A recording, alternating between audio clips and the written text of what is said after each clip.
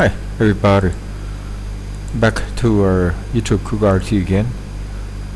What I'm going to do today is I'm going to talk about electromagnetic and the topic of boundary conditions for both the electric fields and electric flux density. I have a total of actually 6 pages of my lecture note, and also we will show you some examples to get more understanding. Okay, let's start with the boundary condition. In conclusion, we know that the boundary conditions of electric field, when you have two mediators, the boundary condition is going to be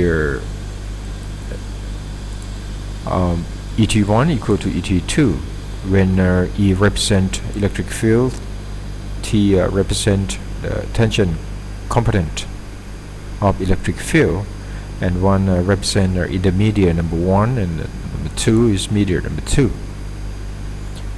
The way to derive the boundary condition actually is just nothing much more than we're talking about work in the term of the work done in electric field.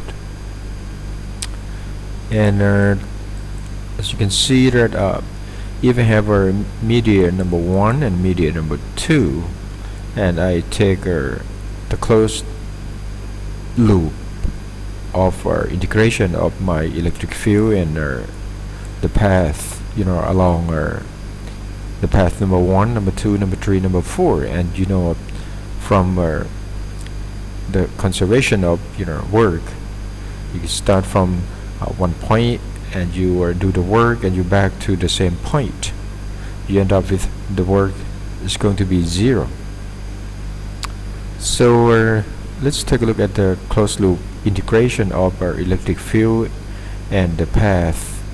I'll split it out to be your path number 1, number 2, number 3, and number 4. You take a look at the path number 1, it's become E dot dl1. Path number 2 become integration of E dot dl2, and so on. Take a look at the path number 1, E dot dl simply become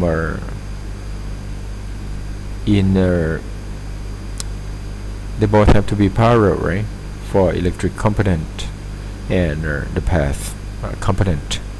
So you have En1 or E1n. That's mean n represent the normal component of the electric field, or perpendicular to the boundary of 2 mediators. So if you take dl1 to be very small, just cover the mediator number 1 and number 2, so this go to 0. And for the path number 2, that this is going to be your T1 and then dl2. So that's what I have for the L2. I have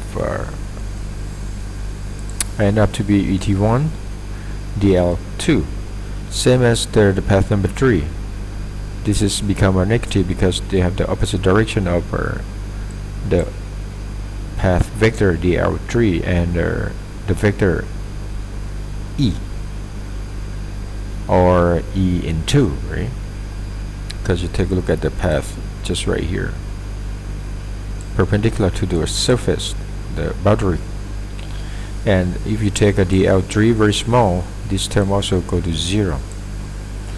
For path number 4, you take the path from the left to the right, and your E is actually in the median number 2. It's moved from the right to the left. So that's why it's give you a negative, because the angle between the path and the tangential electric field in the median number 2 actually is become 180 degree. So that's why you end up with the closed loop path integration E dot dl.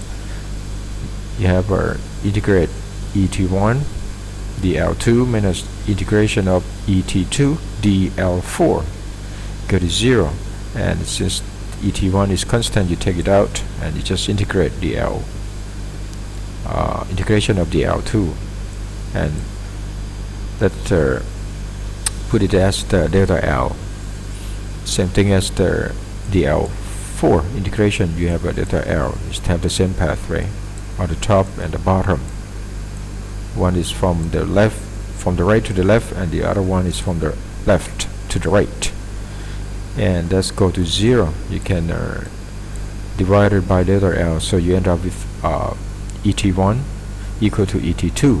That's going to be the first boundary condition of electric field, or the tangential or component of electric field in the medium number 1 is going to be the tangential component of electric field in the medium number 2. Let's move on to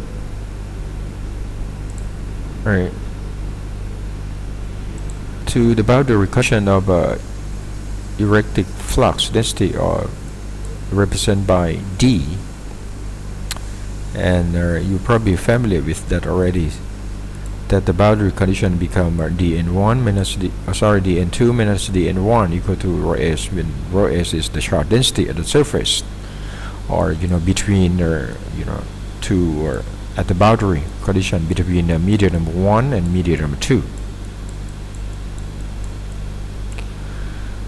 Now you do the same thing, but you put just like a cylinder, with the closed surface. You apply Gauss law, the closed surface integration of d dot ds, or electric flux density, or dot, the small area, is going to be equal to the toe charge, inside the cylinder here. You do the same thing, you split this out to be your ds1, which is right here, ds2, which is right here, and on the side area, which is ds3. And you do the same thing, ds3 very small, the length of the cylinder very small, so this term goes to 0. And let's take a look at ds1 dot d. You end up with dn1, right, the normal, or parallel to the area vector ds1. And from the bottom one, since dn2 is opposite of ds2, so you put the negative side here, and on the right you change q to be your integration of rho s ds, the surface charge density multiplied by the small area. And since the n1 is constant, you can take it out of the integration sign, and then you have integration of ds1. Let's put that one as the delta s, same as the integration of ds2. You put the same surface, right, because the same area.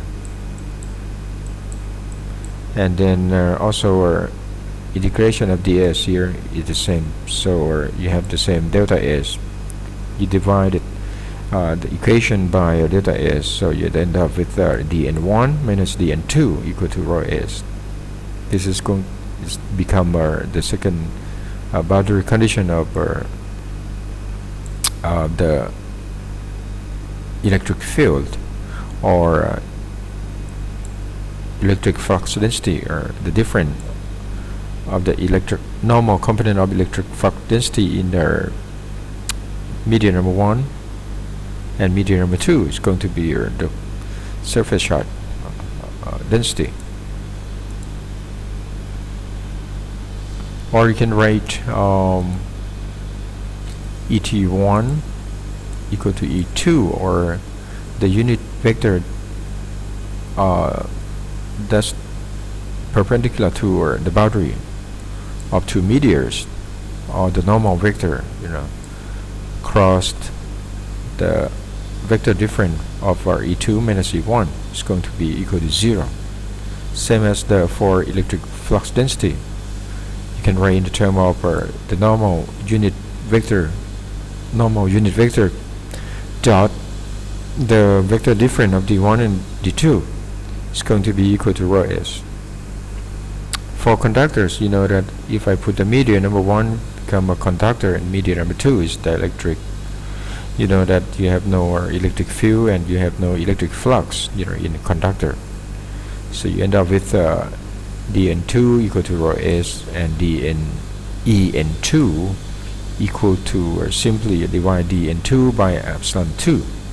So it's become rho s divided by epsilon 2.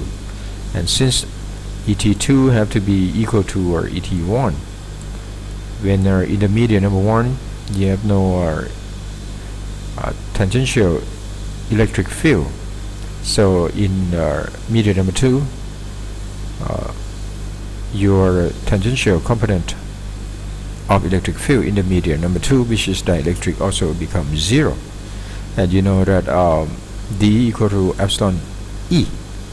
So your electric flux in component of tangential or parallel to the boundary of the media number 1 and media number 2 also becomes 0 as well.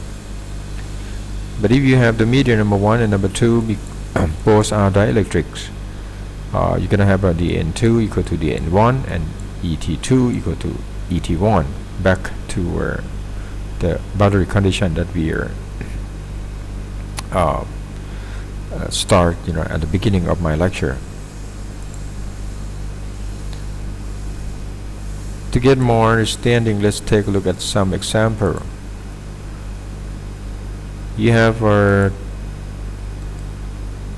two meteors, both are dielectrics, and you have electric field E2 in the media number 2, and you have electric field E1 in the media number 1, and you have like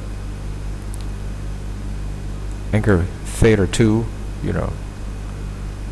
with respect to the boundary, and for E1 you have due to the anchor theta 1 with respect to the boundary. So when you apply the boundary condition, take a look at the tangential component. You know that Et1 equal to Et2, or the tangential component of electric field in the media number 1 has to be equal to the tangential component of electric field in the media number 2. Take a look at the picture. For E1, the tangential component is equal to E1 cosine theta 1, right? And then the tangential component of E2 in the media number 2 is going to be E2 multiplied by cosine theta 2. That's why you have equation number 1 right here. Now for the normal component of electric flux density, you know that I'm missing in here, since they have no surface charge at the boundary, so your rho s equal to 0. You end up with dN1 equal to dN2, and for your dN is equal to epsilon E, right? So you have to find in the media number 1, you have to find the normal component of electric field. So that's become E1 sine theta 1, and you multiply by epsilon 1 to get dN1. Same as dN2. This is your En2, right? E2 sine theta 2. You multiply by epsilon 2 to get dN2. So when you divide equation number 2 by equation number 1, you end up with on the left you have E1 sine theta 1 divided by E1 cosine theta 1. So E1 cancel out, you have epsilon 1 and you have tan theta 1. Same is on the right. You have E2 sine theta 2 divided by cosine theta 2. E2 cosine theta 2, E2 cancel out, you have tan theta 2 and multiply by epsilon 2. So you end up with tan theta 1 divided by tan theta 2 equal to epsilon 2 divided by epsilon 1.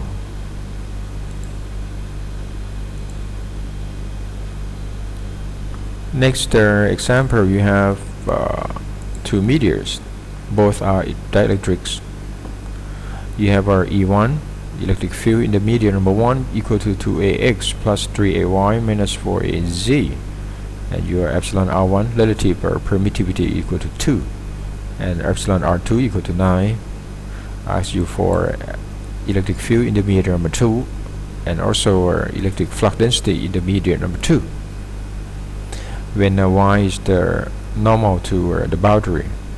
So xz plane is the parallel to the boundary of two medias, right? Apply a tangential component boundary condition of electric field. You know the tangential component of electric field in the media number 1 has to be equal to the tangential component of electric field in the media number 2.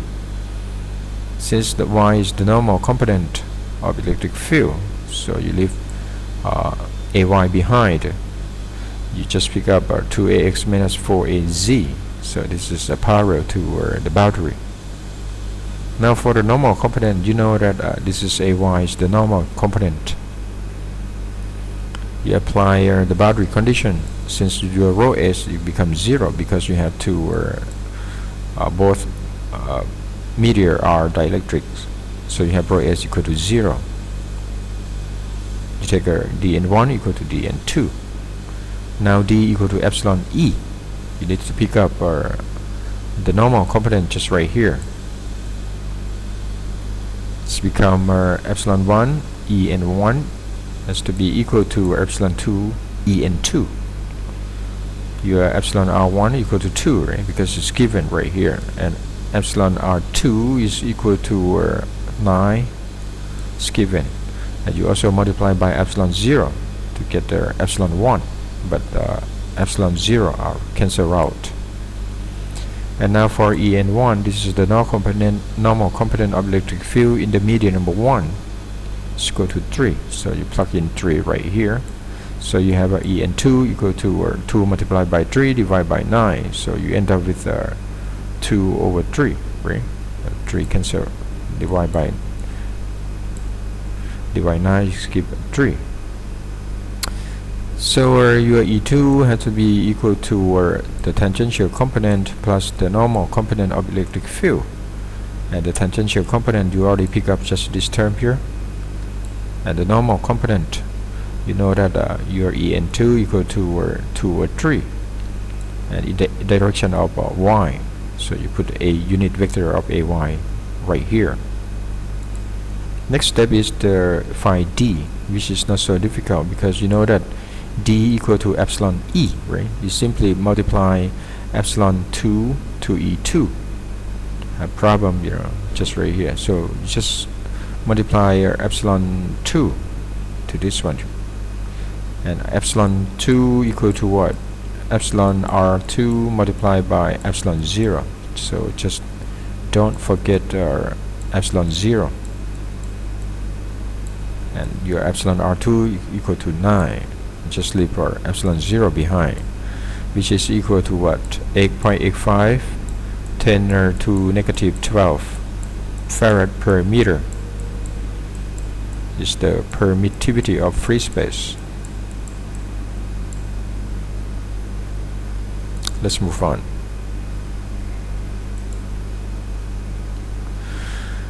Alright, next we take a look at the Poisson and Laplace equations. For Laplace equation, you have del square v equal to 0. But for Poisson equation, you have delta v square equal to negative rho v over epsilon. You can show by starting from E equal to negative grad v, right? When v is the voltage, E is the electric field. You also apply a divergent del to both sides of equations of the equation. So you have E equal to d over epsilon, right? And this one become a del square, and divergent d actually is become a rho v, right? From this equation you seen that before. So you have rho v divided by epsilon equal to negative del square v, which end up become a Poisson equation. And also if you have rho v equal to 0, it's turned out to be Laplace equation. Now take a look at the some example. Let's take a look at the coax cable. You have inner radius to be a, and you have outer radius of coax to be B. You have the chart Q here, and you have epsilon. You have the length of the coax to be L. So you want to solve Poisson equation and or a Laplace equation. You have no chart.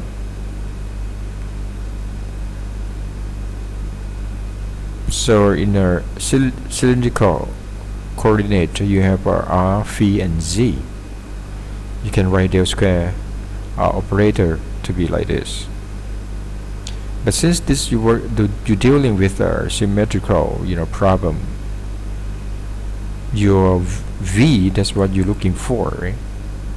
V not depend on L, and also not depend on phi, right? You have phi right here, smooth round along the circle. V is depend on R only, so you can just ignore this one. You can ignore this one, so you can write the partial or derivative just to be your derivative. And since they're 1 over R divided by dr, you differentiate this term and keep the right to be 0. So that means this one will become constant. Let's put this one to be K1. So your R dV by dr equal to K1. You rearrange the equation. You have dV on the left, and you have K1 multiplied by dr and divide by 1 over R. You do integration. So your V equal to K1. You integrate this one, you end up with ln R plus K2, right? Another constant. The constant from integration. Let's apply the boundary condition at R equal to B. This is the outer radius. V equal to 0. Just like you connect this one to ground. So from the equation here, V becomes 0, and K1 ln B plus K2. You have our K2 equal to negative K1 ln B, right? You have two unknowns, so you need you'll need two equations. So another boundary condition that's given is the at R equal to A inner radius of coax. You have V equal to V0. So you put this one is the V0 equal to K1 ln this one become A, right? And you already have V.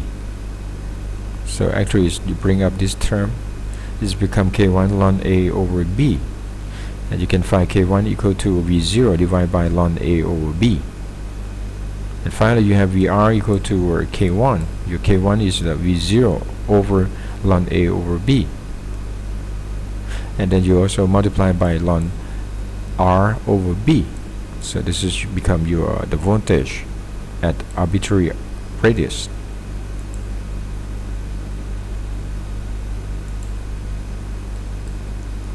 So when you already have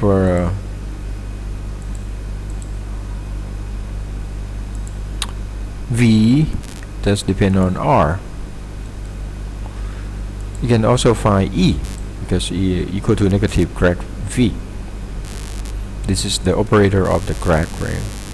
And since we depend on R only, so this term is gone, this term is gone. So you have differentiate D by dr. This is your V. That's we worked out before. So you have V0 ln A over B is constant, so you take it out, you have negative sign. So that means you just differentiate ln R over B. So you have 1 over R AR. This is your E. And to find the surface charge density rho S, since you know the normal component of electric flux density of the medium number 1 and medium number 2 equal to rho, you can simply apply rho equal to D, right? Since you already know E, you just multiply E by epsilon and take R at R equal to A. You can find rho, because At A is become the boundary, between inner radius and outer radius. You have to, epsilon. You have, let's say this is media number 1 and this is media number 2. This is your rho. And the total charge per unit length, since you know the length, of the circle, inner circle is become 2 pi a. Simply multiply the length by the charge density per unit length, which is this one. That gives you the total charge per unit length. Also, if you want to look for a capacitor per unit length, it's so simple because C equal to Q over V. It's just this is your Q, right? You worked out before, and your V is simply V0, and this one also you have V0, so V0 cancel out. It gives you C, capacitor per unit length. Now just go back to the basic idea, right? You have conductor plates, 2 of them. One is positive, one is negative, because you apply the potential difference V0. This is positive, this is negative, and the separation of 2 conductors is D. You want to plot between E and the position along the plate from the left to the right. Your E equal to V0 over D, right? When D is the separation of the conductors. And for V0, for V, on the left you have V0, and this one you connect to the ground, so definitely it's going to be 0, and your V0 is just like decreasing until go to 0. This is your V in the term of R or in the term of X. And now your rho is simply become what? This is the epsilon E, right? Because V over D is actually E, and you multiply by epsilon 0. This gives you the charge density.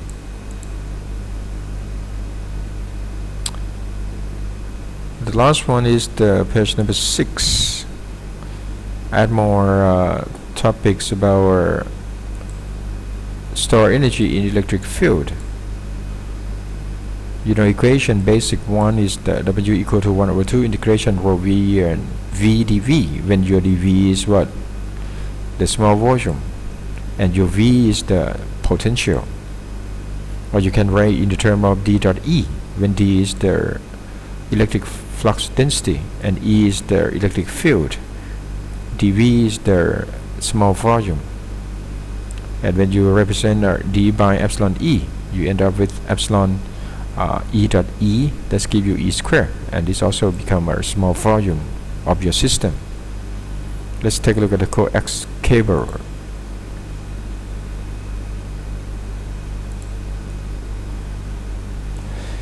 You work on a cylindrical coordinate. Your dV is equal to what? R dr dv dz, and you apply the energy stored in the electric field.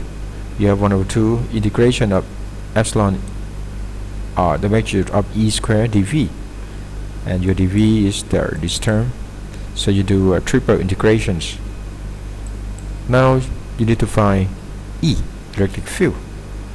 You can apply Gauss law, the closed surface integration d dot ds equal to q, right?